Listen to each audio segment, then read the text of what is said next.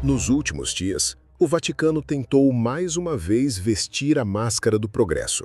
O novo Papa, Leão XIV, declarou que a Igreja Católica continuará a incluir a comunidade LGBT em seu discurso de acolhimento.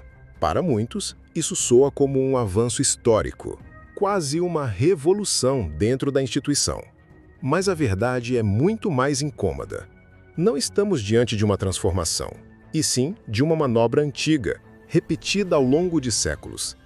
A Igreja não está abrindo as portas. Ela está apenas tentando sobreviver, roubando a bandeira de uma luta que nasceu fora dela e contra ela. Esse mecanismo não é novo. Sempre que a sociedade avança, a Igreja reage primeiro com rejeição, demonização e perseguição. Depois, quando perde relevância, ela muda o discurso, veste uma máscara de modernidade e tenta se mostrar como protagonista de uma causa que nunca foi dela. Isso aconteceu com a ciência, quando Galileu foi condenado como herege e, séculos depois, virou símbolo de diálogo entre fé e razão. Isso aconteceu com a liberdade religiosa, que a Igreja combateu durante a Inquisição e só mais tarde incorporou no seu discurso de tolerância. Isso aconteceu com a democracia, que foi vista como inimiga da autoridade divina e hoje é celebrada como compatível com o cristianismo. E está acontecendo agora com a pauta LGBT.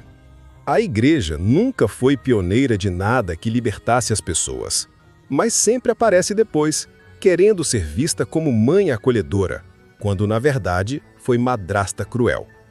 É dentro dessa lógica que devemos interpretar a fala do Papa Leão XIV. Ele não está rompendo com a tradição, não está mudando a doutrina, não está permitindo o casamento gay ou reconhecendo a igualdade plena das pessoas LGBT. Ele apenas reafirma um discurso simbólico, herdado de Francisco, de que a Igreja deve acolher. O famoso todos, todos, todos é uma frase de efeito, que soa bonita, mas que na prática não muda nada. O catecismo continua dizendo que atos homossexuais são intrinsecamente desordenados. Padres continuam proibidos de se casar, muito menos de se relacionar com alguém do mesmo sexo. Famílias homoafetivas continuam invisíveis na liturgia. Então, qual é a novidade? Nenhuma. Apenas marketing religioso para manter a Igreja relevante em um mundo que já não se curva mais às suas regras. Mas há um ponto que precisa ser dito com ainda mais clareza. O erro estratégico de muitos LGBTs que buscam aceitação dentro da Igreja. Ao tentarem se integrar, essas pessoas acabam fortalecendo a instituição que foi durante séculos a principal fonte de sua exclusão.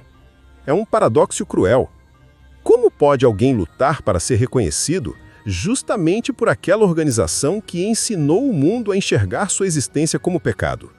Não existe homofobia sem cristianismo.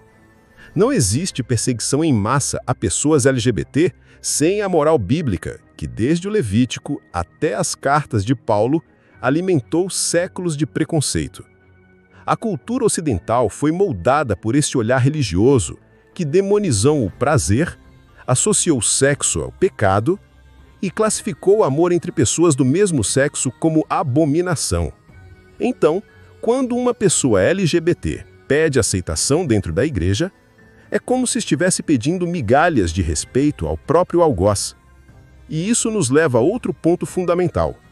A raiz dos problemas que a comunidade LGBT enfrenta hoje não está apenas em governos, leis ou políticas específicas.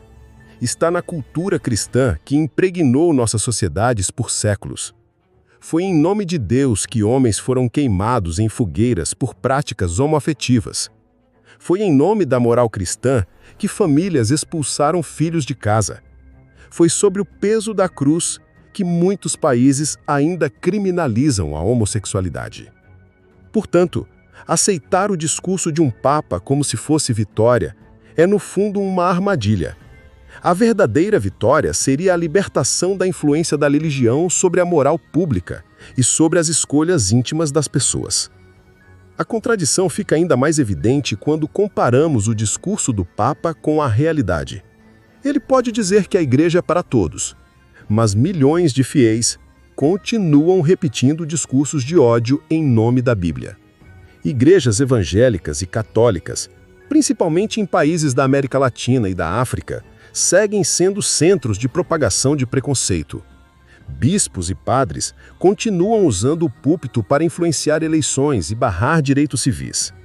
Não basta um papa falar bonito se a base continua encopsicada por séculos de doutrinação.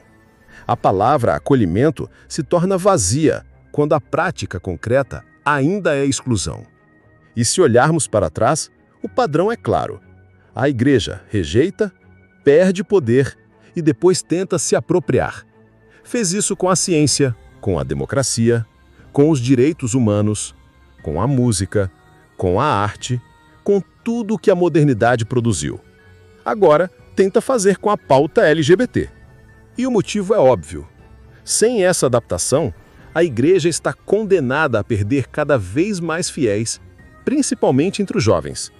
A suposta aceitação não é um ato de bondade, é um ato de sobrevivência institucional. Mas é preciso lembrar que o cristianismo não inventou a homossexualidade, mas inventou o estigma contra ela. A comunidade LGBT não precisa da igreja para existir, muito menos para ser digna. A verdadeira luta não deveria ser por bênçãos papais, mas sim por liberdade secular, por direitos garantidos pelo Estado, por um mundo onde a moral religiosa não determine quem merece amar ou ser amado. Por isso, o discurso de acolhimento do Papa não deve ser visto como avanço, e sim como mais uma tentativa de controlar narrativas. Aceitar isso como vitória é cair na armadilha de dar à igreja um protagonismo que ela não merece.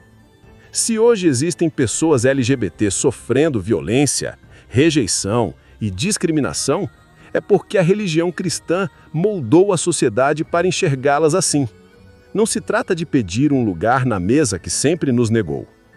Trata-se de construir outra mesa, onde a fé não dite as regras da vida, do amor e da dignidade. Em resumo, o que vimos não foi um gesto revolucionário, mas uma jogada de marketing.